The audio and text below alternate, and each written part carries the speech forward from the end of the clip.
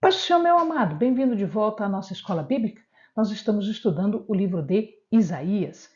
Então, pegue a sua Bíblia, pegue o seu caderno de estudos, ore ao Senhor, pede a Ele discernimento, entendimento, conhecimento, sabedoria. Pede a Ele proteção, para que nós possamos desvendar dos seus mistérios. Antes de nós iniciarmos o capítulo 4 e um pedaço do capítulo 5, vale lembrar, não deixe de se inscrever no nosso canal e acionar o sininho, porque aí você será notificado todas as vezes que nós postarmos um vídeo novo. Também é interessante que você saiba que pode a qualquer momento e para qualquer pessoa divulgar, compartilhar o link dos nossos vídeos. É de graça, não tem problema nenhum você fazer isso. E você estará ajudando a disseminar a palavra de Deus, a espalhar a palavra de Deus, porque nós estudamos os livros da Bíblia capítulo por capítulo. Então, vamos lá? Vamos iniciar. Nós estamos nessa grande primeira parte, que vai mais da metade do livro de Isaías, que é o cumprimento a curto prazo. E estamos aqui nos acontecimentos vindouros, que vai até o capítulo 12. E hoje nós vamos iniciar pelo capítulo 4, que é um capítulo pequenininho. Então, nós já tínhamos visto uma parte lá no outro vídeo falando de tudo que estava errado do julgamento de Jerusalém. E aqui, nesta parte do capítulo, o profeta fala sobre o expurgo. Primeiro, o que é esse tal de expurgo? Expurgar é um termo técnico que serve para jogar fora um resíduo que pode estragar, que pode apodrecer, que pode contaminar. Então, o que o profeta está falando aqui? O profeta está dizendo que Sião, que é o Monte Santo, será expurgada por um juízo de Deus. Então, ele já falou o que era o problema, agora ele está dizendo o que vai acontecer. Vai acontecer uma limpeza, vai acontecer que todo o resíduo, toda a sujeira vai ser jogada fora. O profeta às vezes usa esse termo de expurgo, mas ele também pode usar um termo de escória. A gente viu isso, isso acontece quando nós estamos purificando a prata. E o expurgo é quando nós estamos purificando um lugar, né? Normalmente um lugar que trata de saúde. Este expurgo deveria acontecer antes da restauração. Então, a restauração só iria acontecer depois que o juízo, o julgamento de Deus acontecesse. Então, primeiro é preciso um julgamento, primeiro é preciso aplicar as punições do julgamento para depois acontecer restauração. E é por isso que muitos iriam se perder, exatamente todos aqueles que não estavam adequados aos ensinamentos, aos mandamentos, ao pacto, à obediência à lei do Senhor. Estes, os que não estavam, eles seriam expurgados. E um restante, um remanescente, um pouco sobraria. E é este que vai ser restaurado. Deus, então, vai realizar esse expurgo. Ele vai lavar, ele vai limpar, ele vai purificar através do sangue, da espada e do fogo. Então aqui haveria morte, haveria punição devida. Portanto, o julgamento aqui é a punição por causa do pecado. E o pecado leva à morte. E o Senhor iria então fazer passar pela espada, fazer passar pelo fogo. A gente já viu isso lá quando nós falamos da limpeza da prata, aí a escória. O que acontece é que Deus iria, num primeiro momento, retirar toda a proteção. E depois desse julgamento feito, deste expurgo feito, poderia acontecer restauração. E ele faz aqui uma comparação muito linda. O amado deve lembrar que quando o povo saiu do Egito, quando o povo estava no deserto, Deus fazia proteção para este povo. Havia uma coluna de fogo e uma coluna de nuvem. A coluna de fogo ficava por sobre o povo, por sobre o tabernáculo, por sobre o acampamento do povo de Deus durante a noite. E a nuvem ficava por sobre o acampamento de Deus durante o dia, que era para a proteção.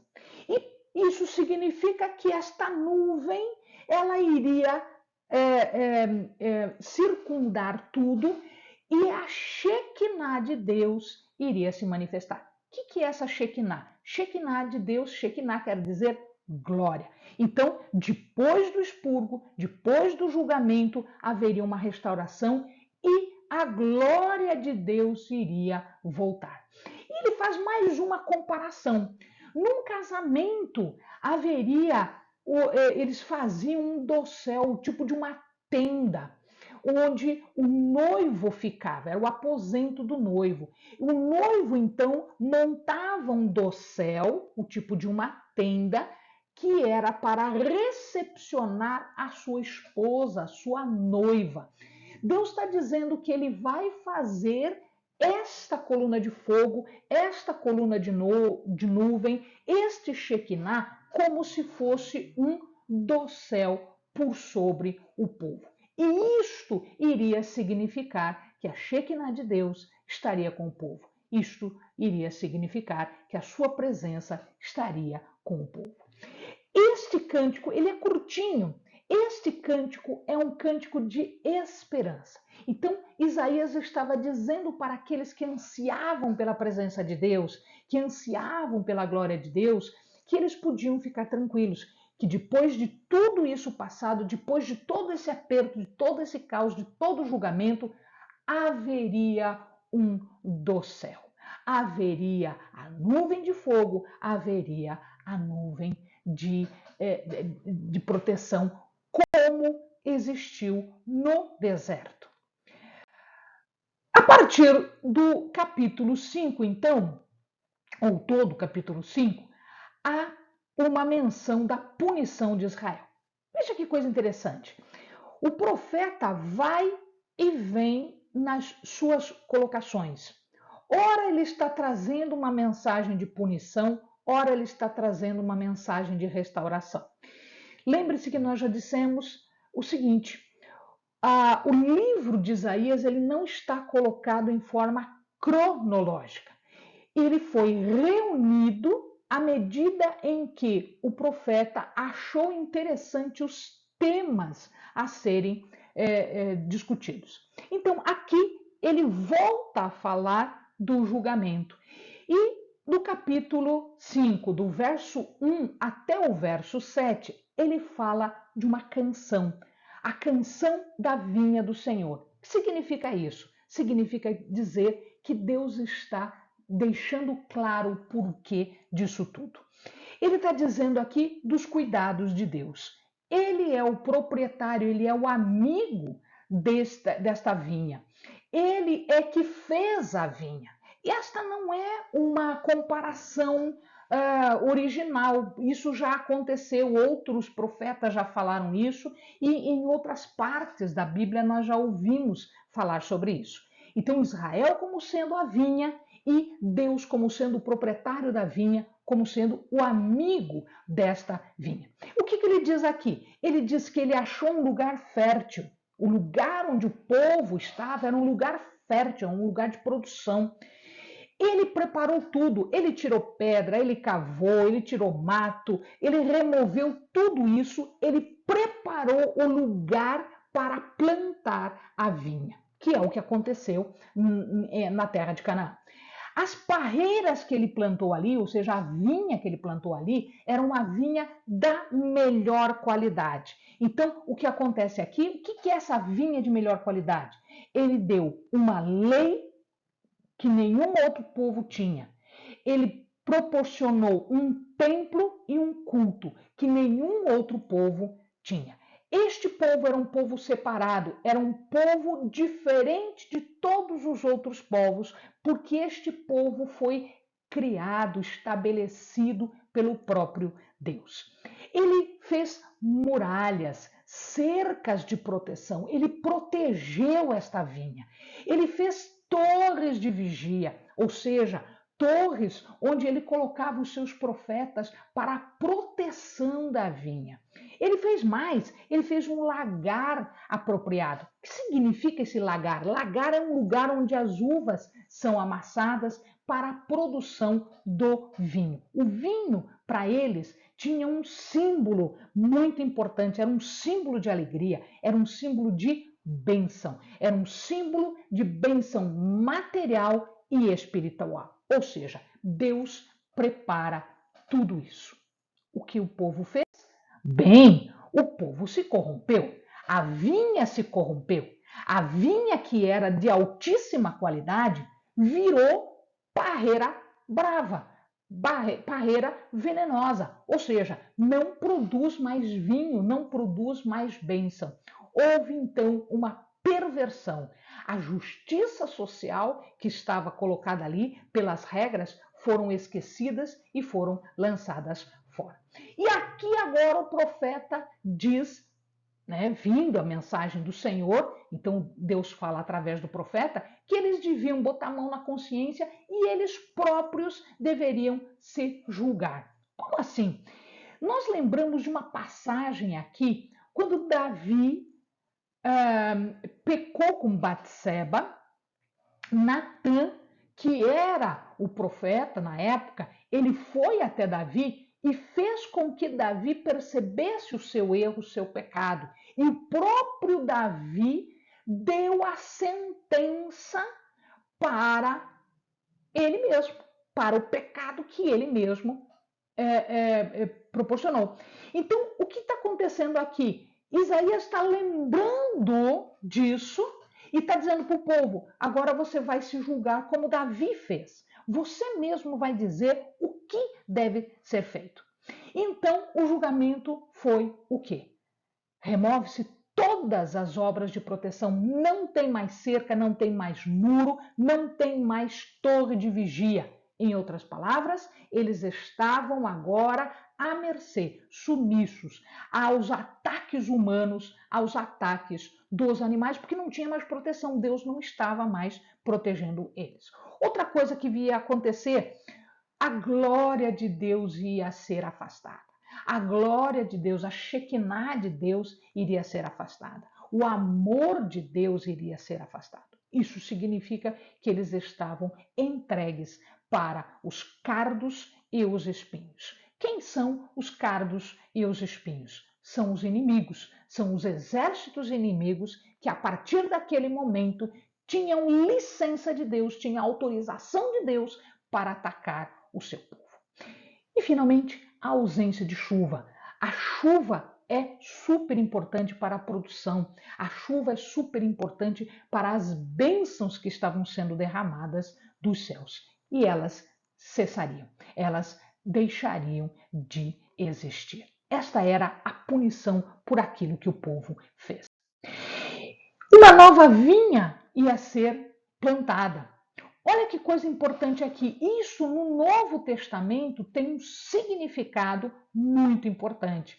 Então, veja lá, existia agora uma parreira original, que era a parreira plantada por Deus, que estaria recebendo um enxerto. Em outras palavras, os gentios, nós pudemos acessar todas as bênçãos que antes só eram levadas para eles. Então, uma nova vinha será lançada, um remanescente, um povo que vai se comportar como uma vinha perfeita, é uma vinha obediente que dá frutos. E aqui ele faz um jogo de palavras. É claro que justiça e sangue, na nossa língua, não parece um jogo de palavras. Só que justiça em hebraico é mishpat e sangue é mispar. Então, mishpat e mispar parecem uma palavra só, ele faz um jogo de palavras. Então, em vez de justiça, houve derramamento de sangue. Em verdade, é o julgamento que estava sendo feito através, né? É a mishpat que estava sendo feita através da mispar. E aí, a partir do 8 até quase o final, ele começa a fazer as acusações mais específicas. Então, ele falou em geral e agora ele começa a fazer as acusações específicas. Primeira acusação é contra os materialistas.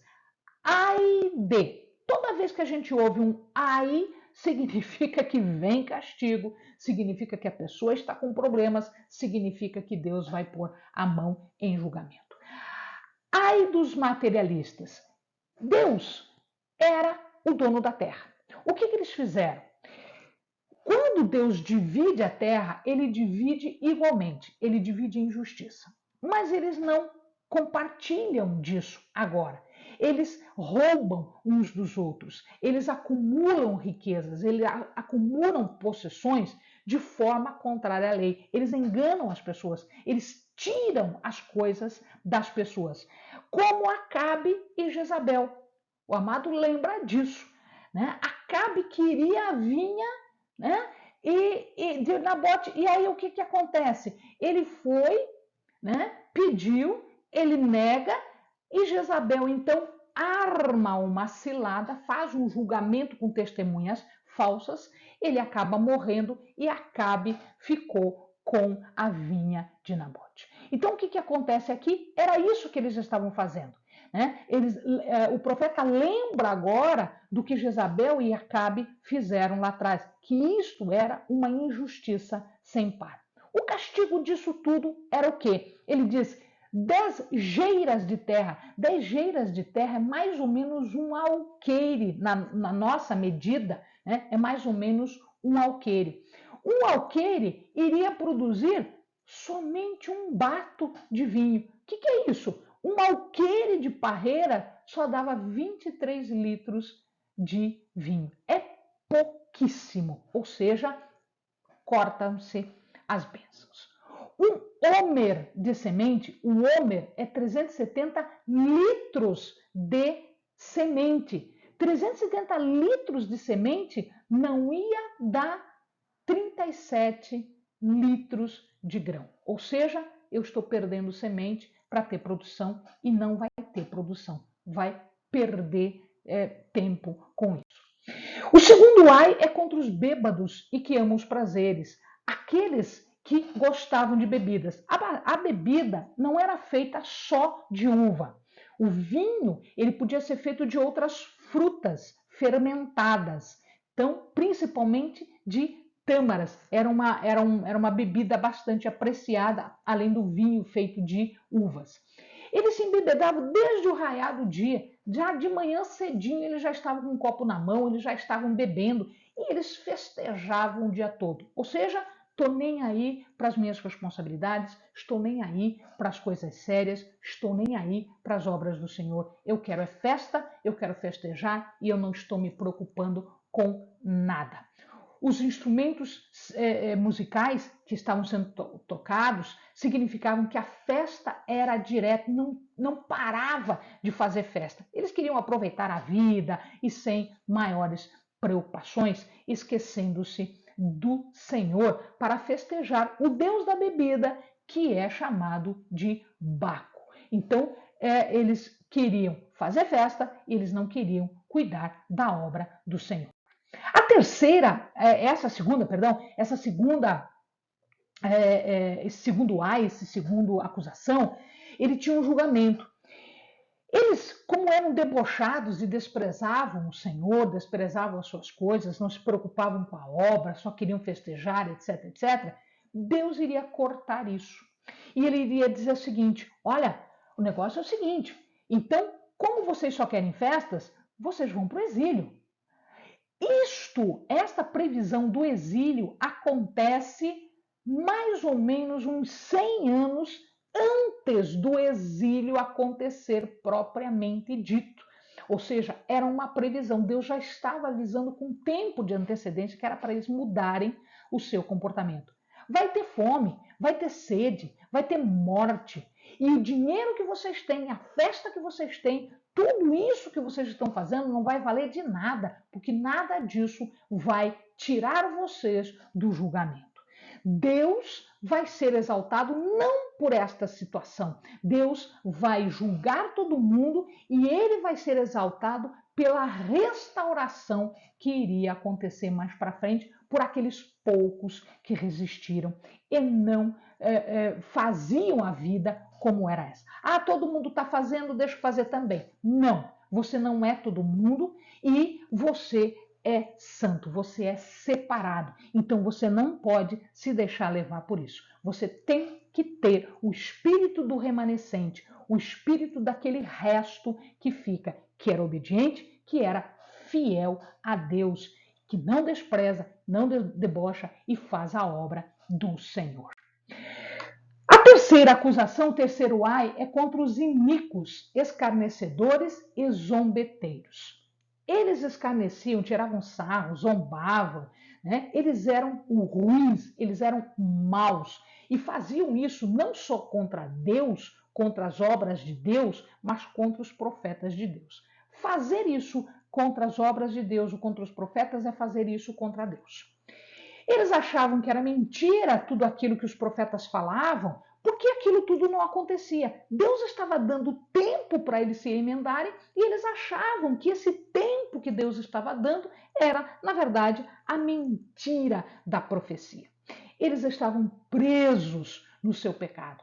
Como se prende um boi, como se amarra um boi, se amarraram eles nos pecados. Portanto, a prisão era o que deixava, a prisão do pecado era o que deixava ele escravo deste pecado. Uma vez que a pessoa está no pecado, ela está escravizada pelo pecado e ela está presa, ela é prisioneira do seu próprio pecado.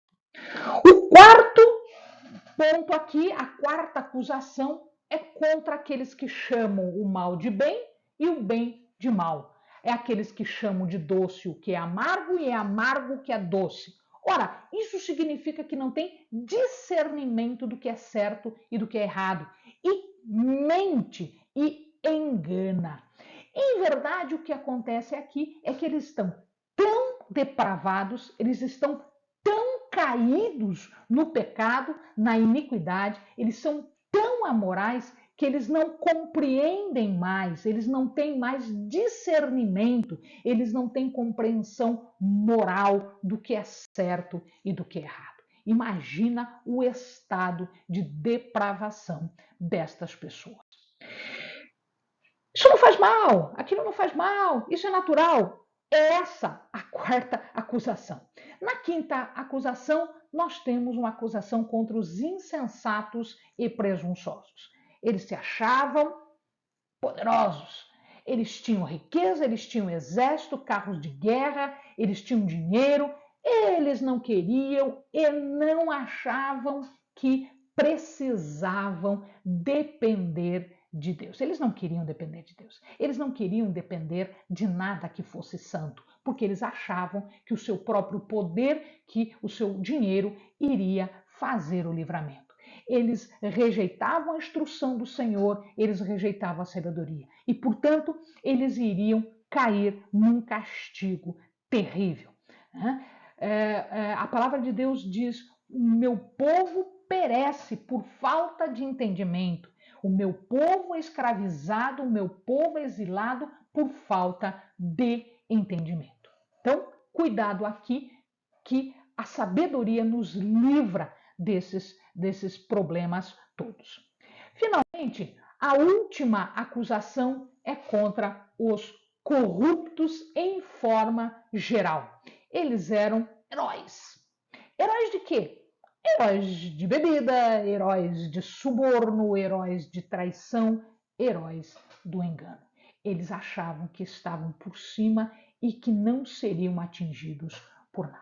Amados, Se o amado percebe, se o amado observa esses 6 pontos, estas 6 acusações, é o que nós estamos enxergando no mundo de hoje. Nós precisamos de Deus, nós precisamos da sabedoria divina, nós precisamos do auxílio de Deus para nós estarmos livres deste julgamento que virá. Toma cuidado. Toma cuidado com os que são iníquos, com os que são aproveitadores da vida, que isso é assim mesmo, tudo isso é natural, o mundo é desse jeito, vou trair este, aquele, o meu amigo, né? Vou aceitar suborno, vou enganar todo mundo. Toma cuidado, porque esta é uma denúncia que nós precisamos ficar de olhos abertos para que nós não caiamos nesta armadilha de Satanás. Amém, amados? Bons estudos.